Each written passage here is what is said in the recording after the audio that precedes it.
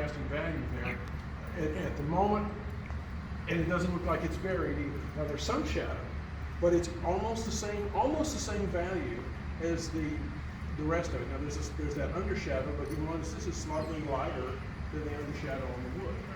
So if the wood is undershadowed in that value, then it would stand to reason that the ground underneath it would also be almost as dark. Now that may not be, that's just the first clue. There may be some other ways to do it too.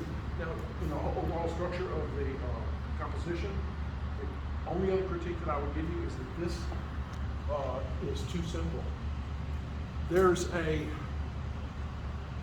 trick, for lack of a better term, that has to do with if you make like a tic-tac-toe on your composition and you look at where those lines cross, it's called a rule of thirds.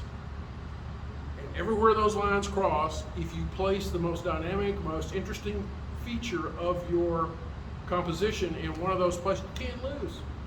And that's what's going on here. You've got a tension between this right here and this is pulling away from it. If this shoved a little over or a little up, or this was a little further over this way, but right now they're both competing for the center space. And that's probably the most important thing I can tell you about your composition.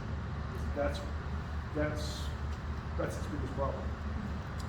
Aside from that, you've got some great work going on. Love your grass.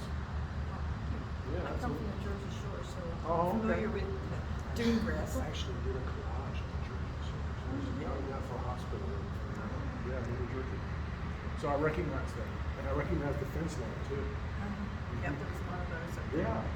broken down just like that. And the rocks. Yeah. One of the view I had to do was very much rock.